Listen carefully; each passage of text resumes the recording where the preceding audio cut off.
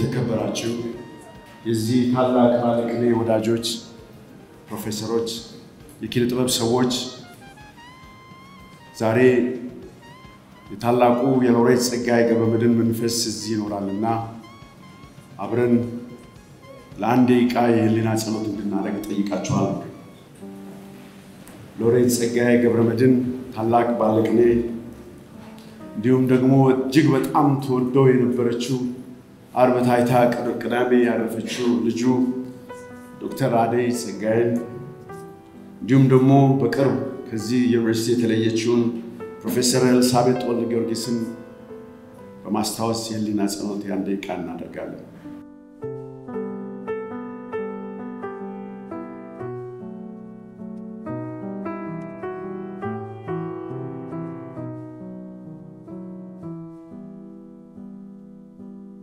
እግዚአብሔር ይስጥልን እናመሰግናለን።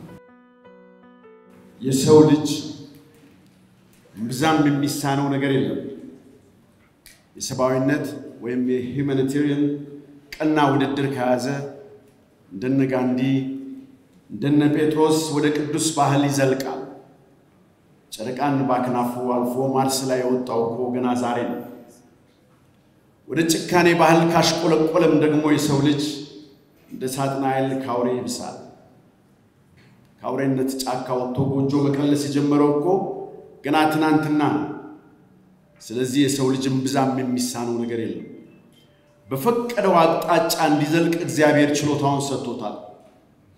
ጭካኔን ከፈቀደ ከነ ሄሮድስና ከነ ሳጥናኤል ብሶ ዛሬውኑ ይተራረዳል።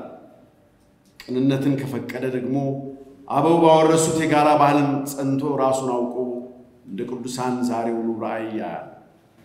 ምርጫው የሱ ነው ይላል። ታላቁ ባለቅኔ ሎሬት ጸጋዬ ገብረመድህን ይህንን ፕሮግራም በተመለከተ ፕሮግራሙን እንዲከፍቱልን የዚህ የአዲስ አበባ ዩኒቨርሲቲያችን ፕሬዝዳንት ዶክተር ሳሙኤል ክፍሌ መተው መጠነኛ ንግግር እንዲያደርጉ የመክፈቻ ንግግር እንዲያደርጉ ጠይቃለሁ። አመሰግናለሁ። ድጋሚ እንደምን አደራችሁ። ሁላችሁም እንኳን ደህና መጣችሁ ማለት ፈልጋለሁ። የውቁ ባለቅኔ ሎሬት ጸጋዬ ገብረመድህን ቤተሰቦች ይሄን መጽሐፍ ያዘጋጃችሁ የተጋችሁ ለዚህ ስራ አስተዋጽኦ ያደረጋችሁ ሁላችሁም የዩኒቨርሲቲያችን ባልደረቦች እና ወንድሜ ዶክተር ባይሳ የአምቦ ዩኒቨርሲቲ ፕሬዝዳንት ዶክተር አረጋ ፕሮፌሰር ኮሚሽነር መስፍን ሁላችሁም እንኳን ደህና መጣችሁ ማለት ፈልጋለሁ።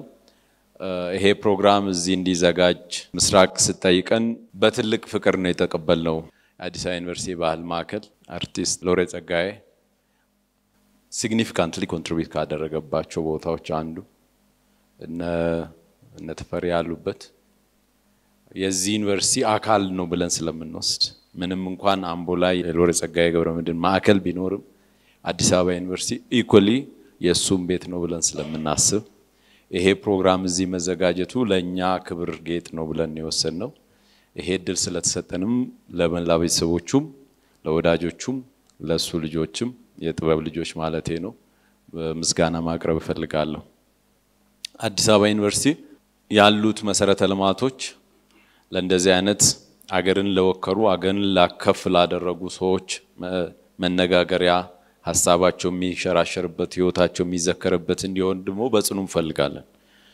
ምክንያቱም 75 ዓመት የኖረ የአገር ተቋም ስለሆነ 75 ዓመት ከኖረ የከፍተኛ ትምህርት ተቋማት የመጀመሪያውም ነው። ትላልቅ ሰዎች የሚዘከሩበት የሚታሰቡበት እንዲሆን እንፈልጋለን። እንደዚህ አይነት ጉዳዮች እንዲሰፉ እንፈልጋለን። በቅርቡ የአዲስ አበባ ዩኒቨርሲቲ ባህል ማዕከል እድሳቱ እየተጠናቀቀ ነው። ያ ሲፈጸም ደግሞ የሱ ወዳጆች ሰብስበን የሱ ስራዎች በአዲስ አበባ ዩኒቨርሲቲ ባህል ማዕከል እንደገና እንዲታሰቡ ምናደርግ መሆኑ በዚሁ መግለጽ ፈልጋለሁ። ይሄ ፕሮግራም የተቃና እንዲሆን በዚሁ መኛለሁ። አዲስ አበባ ዩኒቨርሲቲ ለመሰል ጉዳዮች በየትኛውም ጊዜ በሩ ክፍት መሆኑን እንደዚሁ መግለጽ ፈልጋለሁ። ቀደምቶችን ማሰብ እነሱን መጠበቅ እነሱን ማወደስ ትላንት ላይ መቆም አይደለም ለዛሬዎቹ ኢንስፓይሬሽን መፍጠር ነው። ዛሬ ከጀርባ የተቀመጡ የኛ ተማሪዎች ከፍ ብሎ የሚያያቸው ማማዎቻቸው እነ ሎሬት ጸጋዬ ናቸው እነ ጋሼ ያልና ናቸው እነሱን ያዩ ነው የሚያድጉት እነሱን የሚያክሉ ስብናዎች እንዲፈጠሩልን ስለምንፈልግ ትላልቆቹን እናስባለን ትላልቆቹን በማሰብ ስራዎቻቸውን ለትውልድ በማውረስ አዲስ አበባ ዩኒቨርሲቲ ባልደረቦቻችን እና አዲስ አበባ ዩኒቨርሲቲ እንደ ተቋም መስራቱን ይቀጥላል በድጋሚ እንኳን ደህና መጣችሁ የተቃና ቀን ይሁንልን እላለሁ አመሰግናለሁ